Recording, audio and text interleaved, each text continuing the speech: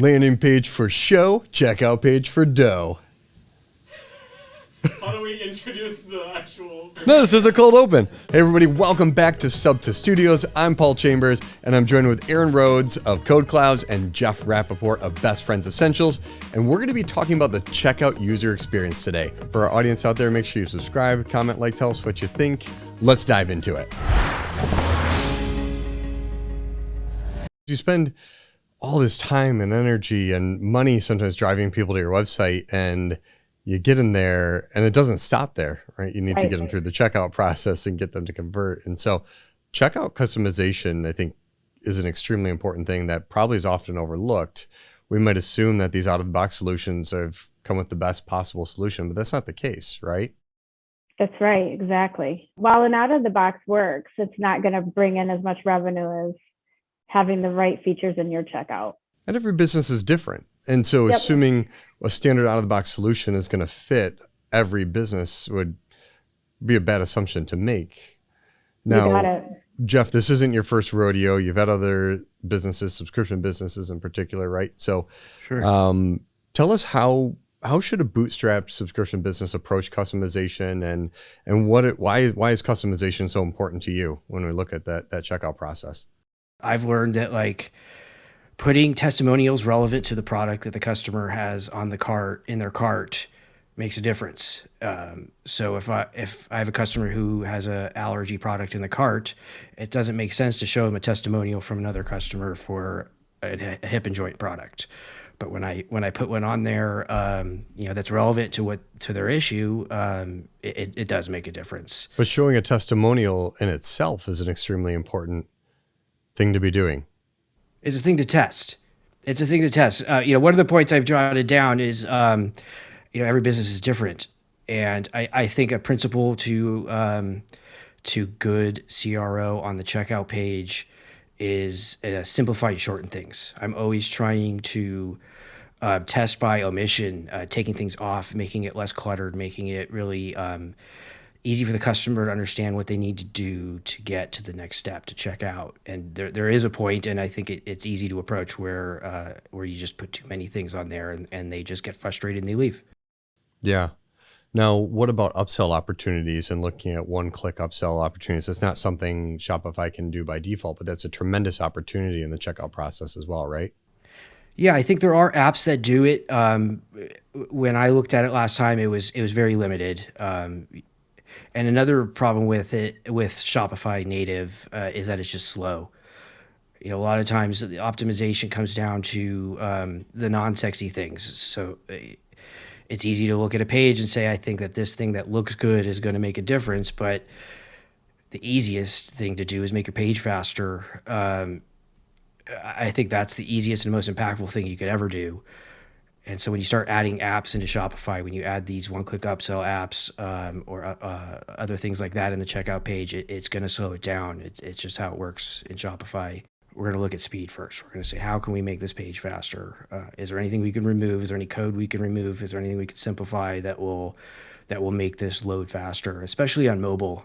80% of our customers are mobile at this point. So yeah, I think that every second counts on page load and page speed time.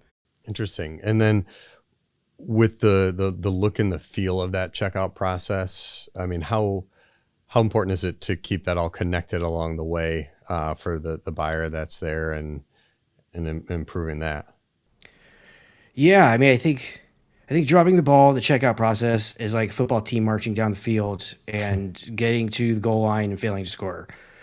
And you have a lot of opportunities to do that. I think the customer, when they're in the checkout process, there's a lot of reason for them to be suspicious, especially when you're selling a subscription. I think there's a lot of bad actors out there, and customers are nervous in general. So if it doesn't look right, if it looks janky at all, I think that is it. It's just going to give them an excuse to I don't really need this, and they leave, and their dopamine goes down, and they move on with their life.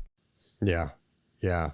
So Aaron, from your perspective and what you're seeing across, 500 developers, that's a lot. That's a big number. So there must be a lot of different websites you guys are working on and focused on. where are some of the biggest impact points that you're seeing in that checkout process? And especially, I love the Unify name of it, unification of that piece. Where are some of the areas of opportunity you're seeing the most? Everyone should have some type of built-in fraud detection, and our Unify has built-in fraud detection. So it's so important in today's world. And then we talked a little bit about the one-click post-purchase upsells. So that's a big piece for us. We have a ton of customers and clients that want that. And that's just, so they don't have to go and re-enter the billing information and the credit card information because they chose an upsell. We allow the upsell to be based on what they actually purchased in the cart. And so that way you're offering the right upsells and what they're most likely to buy.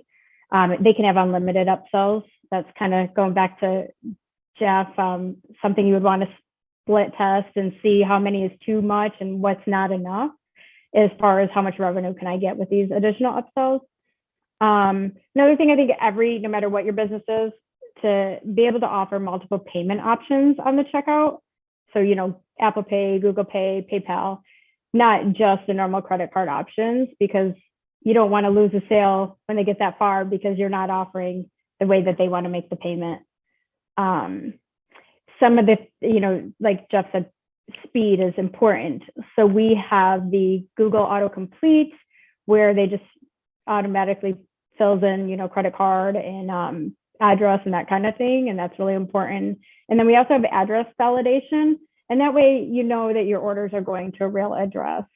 So let's lean into that for a second here and talk about some business advice that you'd see for subscription owners. Aaron, what are some of the piece of advice that you'd give based on the case studies you've seen and the different projects you've seen come through there that can help our audience and help our business owners really improve and have some perspective on where to go when they start to look at this process? Sure. Yeah. So I think when it's subscription specific, it's really important for their customer to be able to manage their subscription. So like, for instance, our Unify, we have a membership portal, and it just allows that subscription customer to be able to go in and skip a cycle, update their shipping address, edit their subscription, view their past orders, just anything that allows that customer to feel like they're in control. And that gives them a better opportunity to retain that subscription and retain that customer.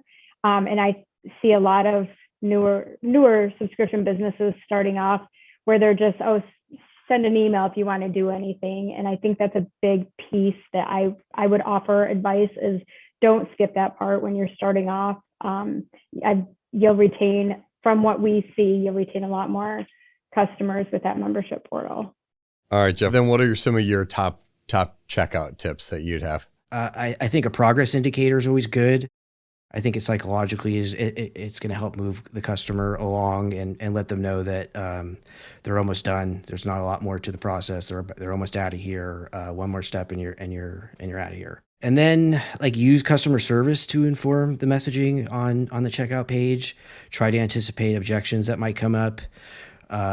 Make sure that the policies are clear. Show if you have a refund policy, we have a 180-day refund policy, so we make that really clear right by the button. So just another little reassurance to the customer that they're not going to get stuck. We just got BBB accredited, so we're going to test putting that near the button to make sure that I guess just to help give them a little bit of comfort and confidence. The address autocomplete, that's kind of like a three birds, one stone thing because it helps prevent fraud. It helps improve the quality of your deliverability, and it makes it easier for the customer to check out. If they can just hit tab and it's just fewer keystrokes for them to get out. So just kind of recapping a couple of things we talked about here today. You mentioned this in passing, but I feel like it's a really important thing, the progress indicator, showing how far you're along in the checkout, showing people where that completion is going to be. We talked about testing by omission, but always just test. And testing a couple things at a time needs more traffic. So being cognizant of that. And the last thing, you touch base on this, Aaron, is management is important in that customer portal where they can go and manage their subscription, feel like they have control over it. And sounds like a super important part of that post-transaction process as well, but still part of that checkout, part of that experience as a whole. So some amazing key takeaways in here. I think it's super valuable for businesses of any size that are part of our audience. Jeff, if anybody wants to take care of their pets and get their best wellness, where should they go to do that with you? Bestfriendsessentials.com. Aaron with CodeClouds. Now, you guys have built a really fun, unique checkout process with Unify. Tell our audience a little bit more about that and what CodeClouds does. Absolutely. So we are a custom software and web development company. So we're really able to do anything that you can imagine. If you can find it, see it online, we can create it. We found that one of the big key components that was missing in the e-commerce world was the checkout experience, which is very important in order for conversions and getting your clients to complete the checkout process. So we built our Unify Checkout that allows a lot of custom options for the business owner in order to ensure that that checkout experience is user-friendly as well as customized to the business needs. And Aaron, if anybody wants to start down this path and improving their checkout process, how can they track you down and how can we get that conversation going? Yep, they can go to codeclouds.com for our website and sales@codeclouds.com to talk to a representative. For our audience out there, make sure you subscribe, comment, like, tell us what you think, and stay tuned for our next SUBTA Studios session. We'll see you all soon.